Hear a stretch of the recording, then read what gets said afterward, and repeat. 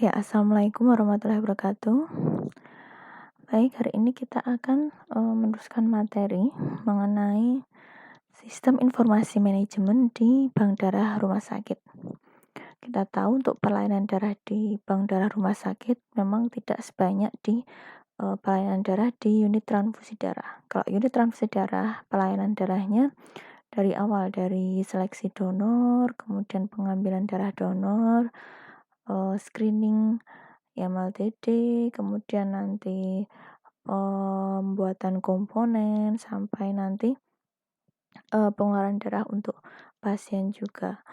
Nah, kalau di bank darah rumah sakit itu hanya melayani permintaan darah dari pasien. Jadi hanya di bagian distribusi dan juga di bagian serologi golongan darah. Dan bedanya juga dengan UTD, kalau UTD melayani lebih dari satu rumah sakit. Tetapi kalau bank darah hanya melayani satu rumah sakit itu saja. Nah, kebanyakan seperti itu, kecuali mungkin nanti ada kerjasama dengan antar rumah sakit bisa. Tetapi lebih diutamakan biasanya bank darah itu untuk rumah sakit tersebut. Oke, selanjutnya kita bahas mengenai prinsip sistem informasi di bank darah. Oke, sistem informasi pelayanan darah di bank darah rumah sakit ini merupakan sebuah sistem pengelolaan data kegiatan pelayanan darah yang dimulai dari kegiatan permintaan darah hingga proses transfusi di ruangan, baik untuk pasien rawat inap maupun rawat jalan. Jadi semua kegiatan dari mulai permintaan darah, mulai dari permintaan darah masuk, kemudian kita lihat stok darahnya, kemudian bagaimana bank darah tersebut mendapatkan stok darah, biasanya dilayani oleh satu UTD biasanya. Tetapi kalau misalnya tidak cukup di UTD tersebut, nah itu bisa kerjasama dengan lebih dari satu UTD untuk bank darah. Nah, kemudian setelah pengelolaan stok darah, kemudian dilanjutkan dengan cross matching atau di serologi golongan darah. Nah, serologi golongan darah ini seperti biasa dari pelayanan cross matching, pemeriksaan golongan darah, sampai screening dan identifikasi. Tapi biasanya untuk screening ini dan identifikasi, kalau dia bank darah kecil, biasa nanti akan dirujuk ke unit transfusi darah. Nah, kemudian selanjutnya tadi cross matching di lab serologi, pelayanan serologi golongan darah, kemudian pengeluaran darah, distribusi darah untuk pasien. Dilanjutkan nanti kalau misalnya ada reaksi transfusi, nah itu dicatat di bank darah juga. Kita catat juga untuk pengelolaan datanya. Kemudian di bank darah ini biasanya tidak hanya untuk pasien rawat inap saja, tapi juga pasien rawat jalan. Contohnya ada pasien hemodialisa. Nah, seperti itu. Jadi itu kalau pengalaman saya, perbedaan di bank darah rumah sakit dengan UTDRS, ini di bank darah rumah sakit kita lebih banyak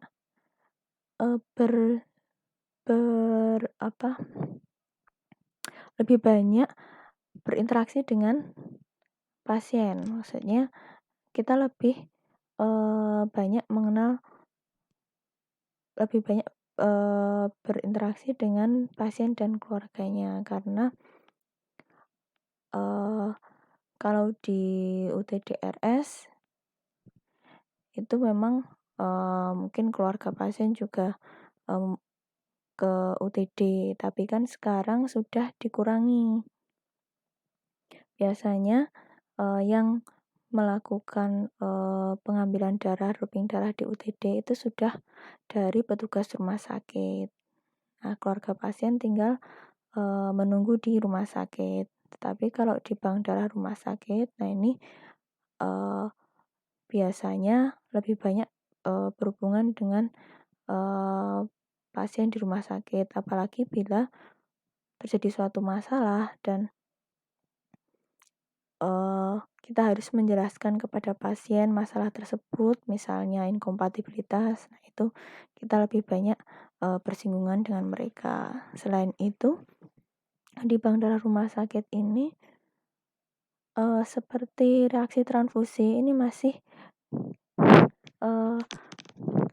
bisa kita telusuri. Tetapi kalau kita telusuri, misalnya kita lakukan monitoring setiap kegiatan transfusi, karena kadang reaksi transfusi ini bagi rumah sakit yang belum benar-benar menerapkan ya tidak dilaporkan ke bagian pelayanan darah.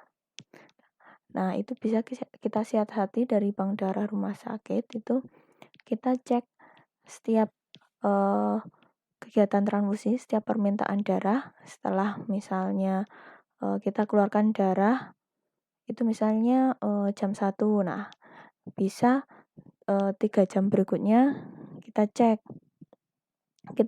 ke bangsalnya apakah terjadi reaksi transfusi atau tidak, atau mungkin 24 jam setelahnya. Nah, itu bisa seperti itu, data kita bisa telusuri. Tapi untuk UTD ini memang agak sulit. Kemudian ya, untuk sistem informasi manajemen di bank darah ini tadi udah dikatakan mulai dari permintaan darah sampai transfusi ke pasien. Nah, dari permintaan darah sampai transfusi ke pasien itu kegiatan dropping darah. Dropping darah itu tadi pengelolaan stok darah, bagian dari pengelolaan stok darah. Jadi dari bank darah rumah sakit itu kita mengambil stok darah dari PMI, itu namanya dropping darah. Jadi kita ambil tanpa cross matching. Jadi kita ambil stok darah saja. Misalnya dalam seminggu kita butuh stok darah misalnya 20 dengan rincian A sekian, B sekian, U sekian, AB sekian. Nah, itu kita dropping dari PMI. Kita ambil dari PMI, itu namanya dropping darah. Kemudian kegiatan cross matching. Kemudian billing ini lebih ke arah keuangan. Jadi setiap ada transaksi, misalnya kita memasukkan nama pasien ini, kemudian permintaan darahnya sekian, di cross hasilnya apa, atau mungkin ada tambahan perlakuan misalnya, atau tambahan pemeriksaan misalnya perlu DCT atau ICT. Nah, itu kita namanya kita billing, kita masukkan datanya ke sistem. Nah, itu. Oh ya, termasuk ini cross matching ini termasuk pemeriksaan ICT dan DCT, karena biasanya ada juga yang hanya meminta pemeriksaan ICT DCT aja. Nah, itu biasanya untuk kepentingan diagnosis misalnya.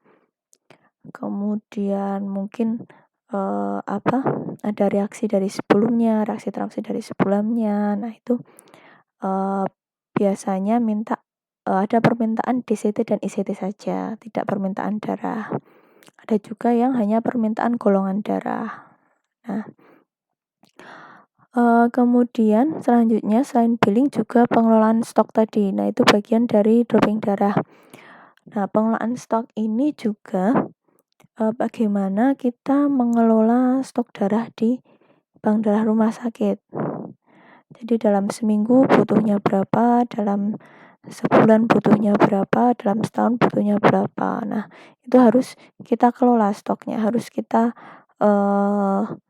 hitung seberapa besar permintaan darah yang masuk pada bulan itu, kemudian kita lihat per bulannya dan per tahunnya. Nah, itu kita bisa menghitung kira-kira kita mau dropping darah berapa.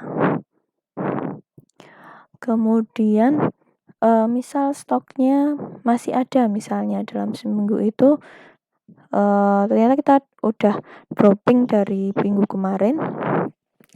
dari minggu kemarin, itu masih sisa ternyata golongan A 5, misalnya golongan B 5. Nah, itu kita juga harus atur itu. Nah, kalau misalnya masih stok segini dengan umur darah sekian hari, sedangkan masih banyak permintaan yang HD, nah itu gimana? Jadi kita atur bagaimana mengelola stok darah agar tidak kehabisan, stoknya jangan sampai habis kosong, karena nanti kalau misalnya kondisi emergensi, nah itu kita yang nanti kerepotan dan juga bisa merugikan pasien. Makanya jangan sampai stok darahnya kosong. Stok darah minimal yang harus ada berapa, nah itu dihitung. Kemudian jangan sampai stok darah ini berlebihan, banyak yang expired, nah itu jangan sampai. Kemudian pengeluaran darah ini darah keluar diberikan untuk pasien. Kemudian transfusi ke pasien, kalau untuk transfusinya ini dari pihak perawat, biasanya dari pihak bangsal. Itu. Nah, nanti feedbacknya ke bank darah ini,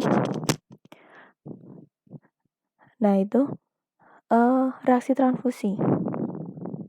Ada nggak reaksi transfusi? Kemudian kalau ada reaksi transfusi, maka nanti kembali lagi ke bank darah untuk ditelusuri. Kemudian bank darah ini, semua kegiatan tadi harus divalidasi, didokumentasikan, diolah, dan dianalisis sebagai dasar pengambilan keputusan. Misalnya kok banyak yang expired atau ternyata banyak pasien yang HD daripada pasien yang reguler, atau lebih banyak permintaan darah golongan A atau golongan B atau golongan O. Nah, itu dianalisis, nanti dibuat laporan. Nah, di situ diolah, dilaporkan, kemudian laporan ini dapat digunakan untuk pengambilan keputusan. Biasanya nanti di tingkat atasan, kalau ini pengambilan keputusan di tingkat atasan. Oke, selanjutnya. Nah, sebenarnya sistem informasi manajemen yang ada di bank darah rumah sakit dan UTD ini boleh